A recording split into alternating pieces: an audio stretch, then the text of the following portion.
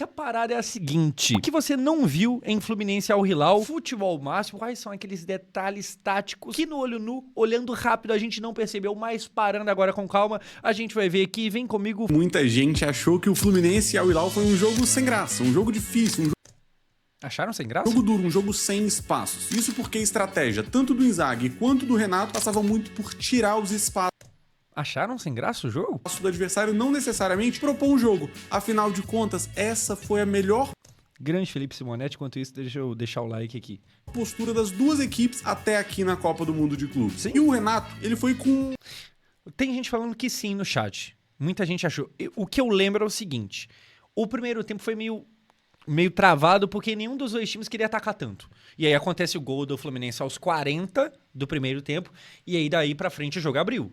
Mas realmente, antes estava. Mas no geral, pô, o jogo começa de verdade nos 40 do primeiro tempo. Mas depois que começa fica legal. Depois disso aí não ficou chato, não. modelo parecido com o do último jogo, tentando espelhar mais uma vez o adversário, mas com algumas particularidades. Começa, obviamente, com o Fábio no gol, Samuel Xavier pela direita, aí a gente viu o Ignacio, mais uma Jogando muita bola, muita coisa, meu Deus do céu. partidaça do Ignacio, Thiago Silva, Freitas e na ausência do René foi Fuentes. com o Fuentes de titular pela lateral esquerda. De primeiro volante ele vai pra esse jogo com o Bernal, o Martinelli e o Nonato. Se contra a Inter de Milão ele era praticamente um camisa 10, nesse jogo ele vai ser praticamente um ponta e eu já te Cara, me decepciona um pouco o Ganso praticamente não jogar. Que é aquilo, né? Eu não sou torcedor do Fluminense, então eu quero mais o entretenimento do que a classificação em si, apesar de eu também estar, assim, torcendo. Mas, sei lá, o Ganso é meio apaixonante ver ele jogar bola, só que pelo ritmo físico dele, meio que não cabe nesses jogos muito importantes. Então, sei lá, eu gostaria muito de ter o Ganso jogando esse time, mas praticamente não entra. Enfim, fica aqui o explico comentário. por quê. Na frente, Cano e Arias, como a gente tá habituado. Do lado do Al Hilal, a O Ganso é aquele jogador que realmente dá prazer de parar pra ver jogo gente dele. já vê uma escalação semelhante. O time começa a ser escalado com o Bono no gol, uma linha de 5 jogadores que começa com João Cancelo na direita, com Koulibaly, Rubem Neves, um volante que vem se convertendo em zagueiro, o Renan Lodge, lateral brasileiro, Fraco, o tal do Renan Lodge. Nossa, fraco. jogando praticamente como um terceiro zagueiro aqui pela esquerda, e o Moteb de ala esquerda. E aí fechando praticamente essa linha de 5 aqui. Centralizado, o Cano do Al Hilal, no caso, Milinkovic Savic pela direita, Muito bom. Aldawassari pela esquerda e O mano falou que o Ganso tá igual o Neymar, completamente diferente. Neymar, estando saudável, o Neymar entra em campo. Não tem como não. É que assim, gente, igual, o outro cara até falou, pô, mas craque é craque. Tipo assim, pô, o Ganso deveria jogar.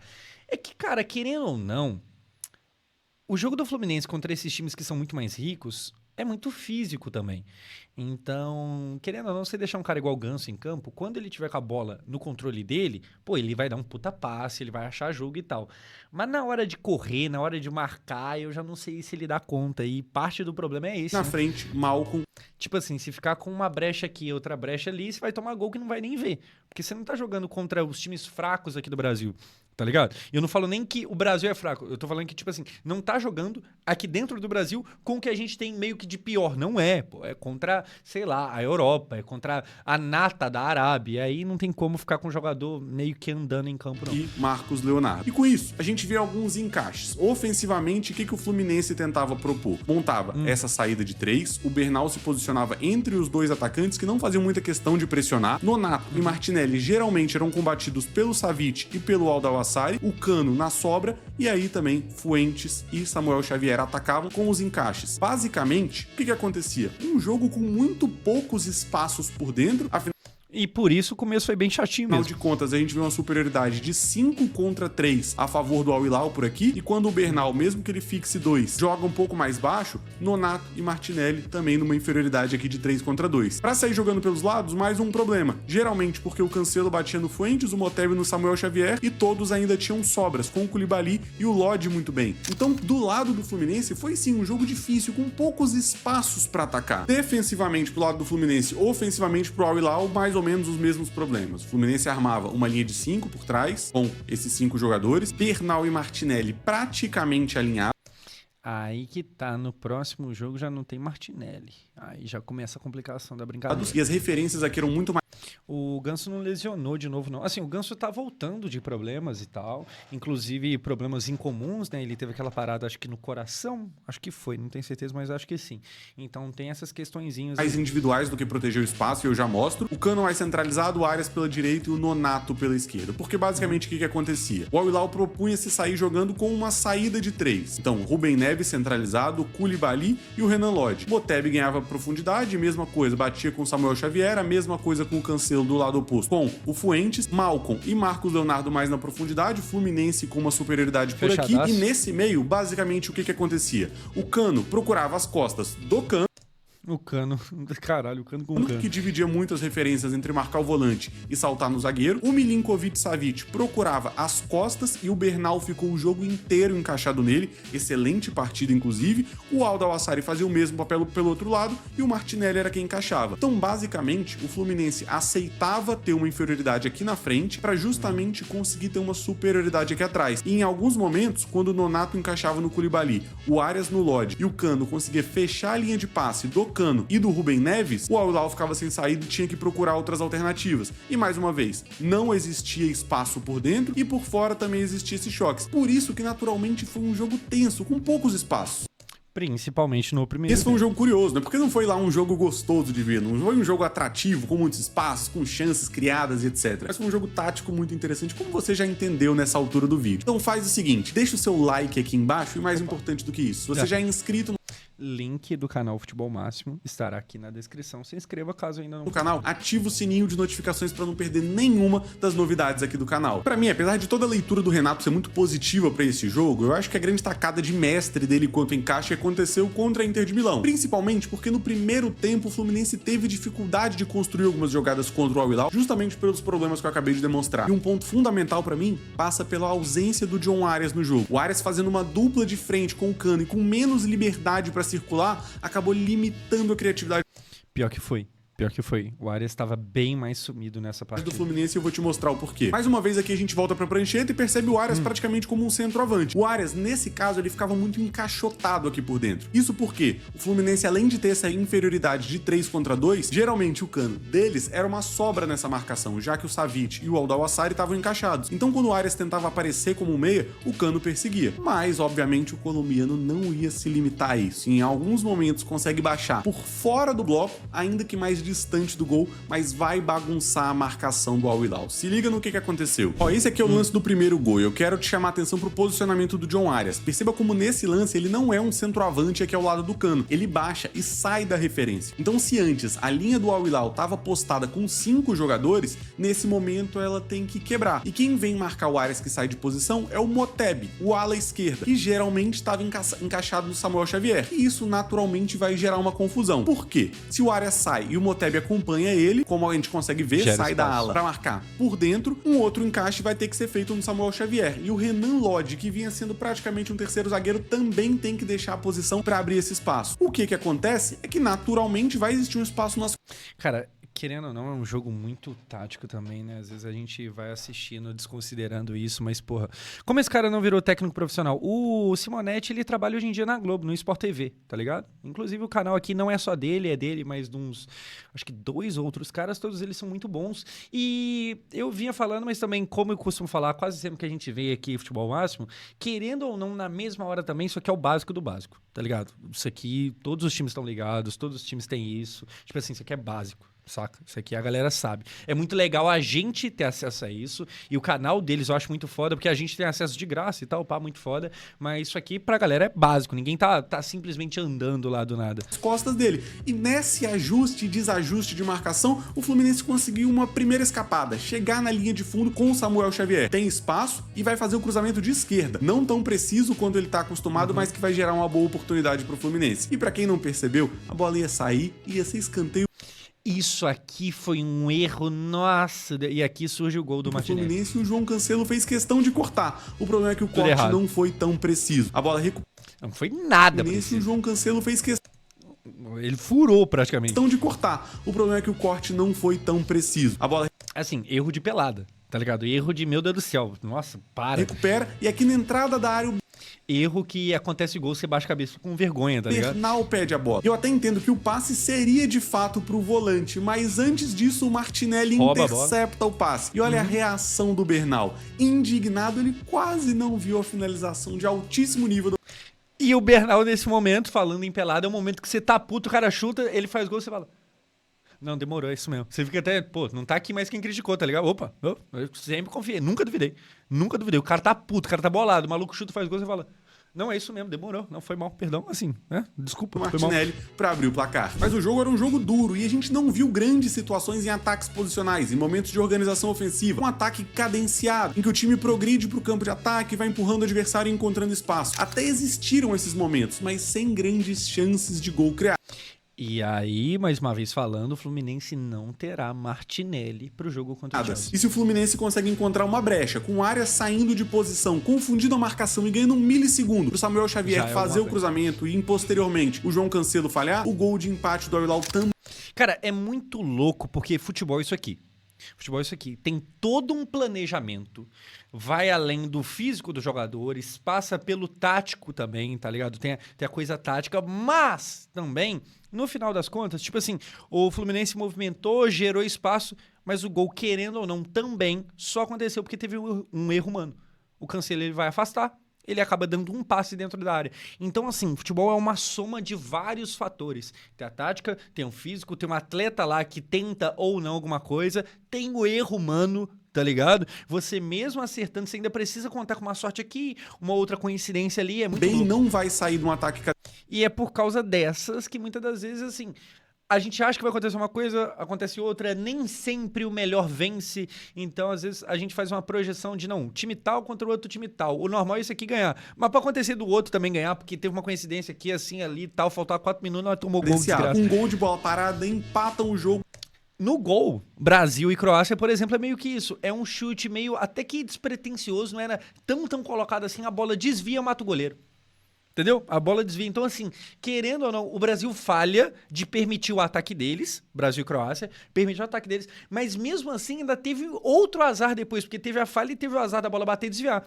A bola poderia ter batido e sido travada, poderia ter batido e ido pro escanteio, poderia ter batido e voltado pra trás, tá ligado? Não, a bola bateu, desviou e foi no gol. E foi no gol matando o Alisson. Então, futebol ainda, sabe, ainda tem o fator sorte, o fator acaso, e coloca um fogo na partida. Curiosamente, depois desse gol, o Al-Hilal vai crescendo dentro do jogo. Tem a posse, procura esses ataques cadenciados, mas também começa a oferecer oportunidades em transição, até aquele claro exemplo que o Cano acaba perdendo. Outro erro humano.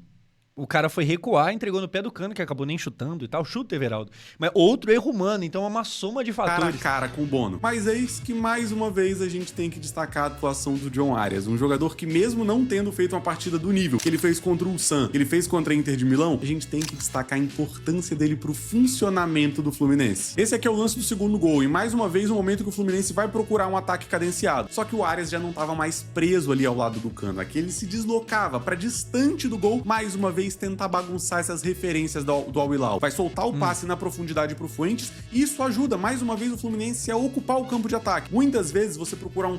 Você vai empurrando outro time contra, né, o espaço dele mesmo. Um lateral em ultrapassagem não necessariamente vai ser para executar um cruzamento, um drible na linha de fundo, mas para empurrar a defesa adversária para dentro da própria área e você ter mais espaço para manejar o jogo. E é isso que vai acontecer. O Fuentes avança, tenta esse 1 contra 1 aqui pela direita contra o João Cancelo e vai voltar justamente mais uma vez. O Arias aqui na base da jogada vai tentar ser criativo, vai tentar construir a jogada de frente. E ele vai tentar mais uma vez um passe de ruptura. Já tinha...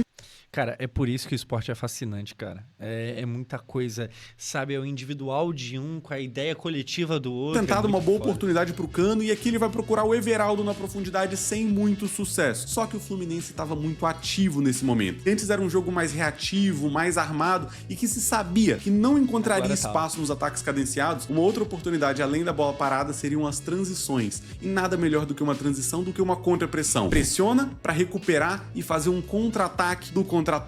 Enquanto o Al-Hilal tentava sair pro jogo, o Fluminense aglomerava e o Hércules muito bem vai para um primeiro duelo. Essa parada de pressão, eu lembro sempre de uma entrevista do Ronaldo Fenômeno sobre a Copa de 2002, a final, que ele fala que teve um bagulho que o Filipão falou pra ele na época, que marcou muito ele, que fez com que ele fizesse o gol da Copa, na final contra a Alemanha, que foi, o Filipão falou, mano, perdeu a bola, pressiona ali os primeiros segundos. Tá ligado? Assim que perder, pressiona os primeiros segundos pra tentar recuperar. E ele perde a bola, ele recupera ela. Eu não sei se é o primeiro ou o segundo gol que o Brasil faz naquele dia. Mas acho que é o primeiro. Enfim, ele perde, ele pressiona, ele recupera e aí acaba podendo fazer o gol. Então a pressão inicial foi o primeiro, né? O primeiro. E isso sempre me falou. Ele mesmo fala, cara, tipo assim, se não fosse a fala do Felipão de perder o pressiona, tá ligado? Tipo, é claro que, pô, você não precisa ficar pressionando a vida toda. Tem 3 minutos já que eu perdi a bola. O jogo já tá outro. Mas perdeu. Pelo menos os primeiros segundos você tem que dar a vida. Você tem que dar a vida pra tentar pegar ela de volta. Vencer a disputa, o Fluminense vai recuperar a posse e talvez até O juiz não marca falta, o juiz deixa o jogo correr aqui também, que é outro fator, tá vendo? No futebol são vários fatores. Se o juiz estivesse naquela de todo lance eu vou apitar, o gol não teria acontecido. Porque roubou aqui, poderia ter dado falta. Consegue vencer a disputa, o Fluminense vai... Assim... Brasileirão, duvido nada que tinha gente que tinha apitado isso aqui. Duvido nada. Brasileirão, duvido nada. Recuperar a posse e talvez até precocemente ele arrisque uma finalização. Mas mais uma vez a gente tem que destacar. Arrisca uma finalização. Olha o acaso de novo. A bola bate, rebate, explode pro alto, tá ligado? E aí sobra. Assim, o futebol é muito também sobre a casa, é bizarro. A intensidade, a qualidade de contra-pressão pra continuar brigando. Samuel Xavier vence o primeiro duelo e o Hércules... Tem muito acaso. É claro que tem gol que o cara vai lá, pega a bola no meio de campo e faz gol quase que sozinho. É o Zancara Messi da vida. É o Neymar na Vila Belmiro contra o Flamengo. É o Neymar contra a Croácia. É um gol que ele pega a bola lá de trás e sem... Mas tem muito gol também, eu acho que é quase que a maioria, que tem muito acaso aqui, ali, aquilo outro. Pra ser um medalhão do Fluminense nessa campanha da Copa do Mundo de Clubes. Mas, obviamente, a gente também tem que destacar outros jogadores, né? Do lado do Al Hilal, partida praticamente impecável do Koulibaly. Jogo de altíssimo nível quando a gente olha pros números. Monstro de zagueiro. Monstro de zagueiro. Dele. São 9 bolas perdidas, mas 5 perigos afastados. E, além disso, participa com um chute a gol, participação de alto nível no gol do Al Hilal. A cabeçada que o Fábio pega, que é dele. Né? Outro cara que a gente tem que destacar é o Bono também. Apesar de ter uma nota baixa aqui no 365, ter sofrido os 2 gols, obviamente a derrota acaba passando um pouco por ele, mas é um goleiraço de primeira prateleira do futebol mundial, já tinha se destacado na Copa do Mundo pelo Marrocos, e nesse Mundial também faz uma atuação de altíssimo nível contra o Manchester City e foi bem contra o Fluminense também. A bola que ele pega do Cano, apesar do Cano ter vacilado, de não ter nem tentado o chute, mas ele tem o mérito também de ter pegado. Nas finalizações, a gente não vê aquela chance clara do Cano, porque ela não se tornou finalização. O Bono conseguiu interceptar antes, mas certamente deveria contar para mensurar a qualidade de atuação do goleirão marroquino. Do lado do Fluminense, vários destaques, né? O Fábio, mais uma vez, excelente, foram 3 defesas.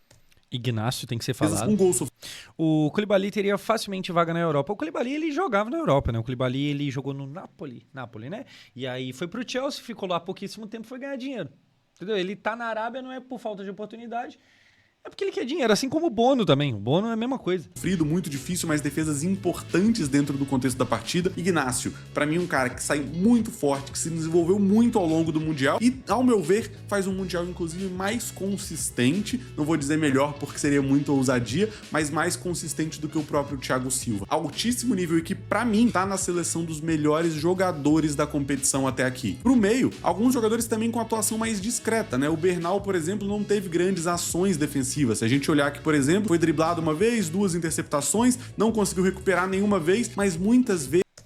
Eu vi que tinha uma aposta, tinha uma casa dessas aí, que eu não sei qual que era, que tava pagando, acho que 2,50 na odd de... O Thiago Silva vai fazer um desarme no jogo, um desarme só.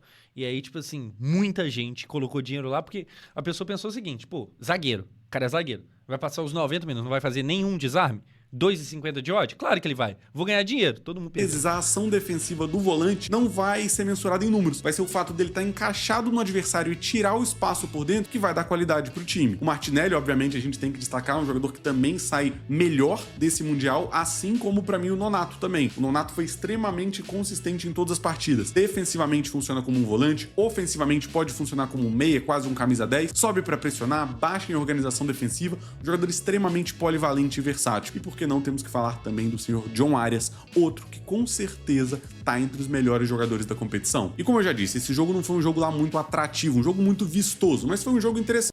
Pô, mas tem jogo muito pior do que esse. Que é um jogo ruim do próprio Mundial? Do próprio Mundial. Palmeiras e Botafogo. Nossa, que joguinho meia boca. Tá bom que o Paulinho fez lá o gol bonito e tal, inclusive, mas... Nossa, que joguinho qualquer coisa. De duas equipes que tinham propostas semelhantes para a partida, que a gente ainda não tinha visto elas performarem tão bem, com bola, com posses longas e organização ofensiva, mas que até o segurança, sei lá, o mano que trabalha, até ele, felizão com os caras. Procuravam muito a transição. E o Fluminense, ao meu ver, por mais que não tenha feito uma partida de brilhar os olhos, também não acho que o Al-Hilal... John Arias tá melhor que o Vini Júnior no Mundial. Pior que não ironicamente. Muito melhor. Não ironicamente. Assim, zero ironia.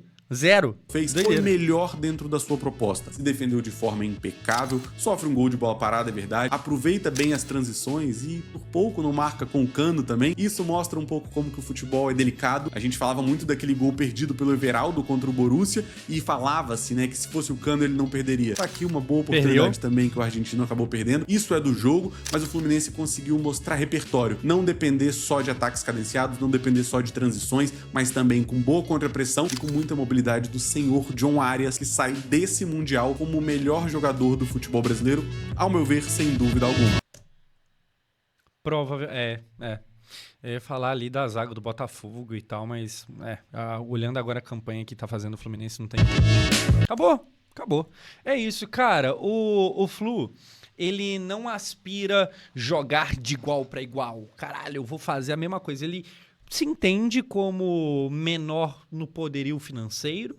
Então, assim, no mata-mata, todos os jogos que o Fluminense pegou, ele era o azarão. Todos os jogos. Uns mais, outros menos, mas em nenhum momento o Fluminense esteve de igual para igual. Foi um jogo aberto. Um jogo aberto no sentido de, cara, não existia favoritismo pro outro lado. Todos os jogos houve favoritismo pro outro lado. Mesmo assim, o Fluminense consegue se virar muito bem. Eu acho que seria injustiça falar que o Fluminense até passou, mas foi na base da cagada. Não foi na base da cagada. É realmente na base do planejamento muito bem executado pelo Renato Gaúcho e seus comandados. Eu acho que o que eles estão tentando fazer, eles estão conseguindo fazer muito bem feito e aí merecem estar onde estão. Dá para passar do Chelsea? Não acho tão impossível, mas é mais um caso onde o Fluminense não é favorito. É mais um caso, tá ligado? Mas o Chelsea também não é aquela atrocidade toda, né? Ainda é favorito? Eliminou o Palmeiras, por exemplo. Mas, quem sabe? Renato Gaúcho, quem sabe ele não dá um nó tático no Enzo Maresca, que tá reclamando de que o time dele tá jogando demais. Quem sabe? Conta com um pouco de sorte. Às vezes também, cara. Às vezes também faz parte. A sorte também interfere muito no futebol. Esse vídeo eu acho que foi muito legal pra gente tocar nesse ponto, tá ligado? Como que o acaso às vezes bate. Porque é aquilo, cara. Às vezes vocês veem de uma forma meio simplista, de tipo assim, todo jogo, o melhor time é aquele que ganhou. E não exatamente, tá ligado? É igual no caso da fase de grupos. Eu acho a fase de grupos do Botafogo melhor do que a do Flamengo, por exemplo. Apesar do Flamengo ter feito mais pontos. Mas aí quando você vai olhar o contexto, o Flamengo jogou contra o Esperance e contra a LFC, tá ligado? O Botafogo ele teve que pegar 2 europeus. Então eu acho a fase de grupos do Botafogo um pouco melhor, tá ligado? Então, assim, tem esses detalhezinhos e tal. O Fluminense veio com a pior fase do Brasil e tá chegando mais longe. Basicamente isso. E aí, falando das piores, eu já falei bastante disso, né? Mas o Fluminense, ele teve, pra mim, o pior desempenho dos grupos, né, de time brasileiro. O Palmeiras decepcionou mais, mas não foi tão mal quanto o Fluminense, que passou aperto contra o San Hyundai e também passou aperto contra o Mamelodi Sundowns. Dito isso, quando pegou a Inter, venceu. Quando pegou o Al-Hilal, venceu. E agora tem aí o Chelsea pela frente.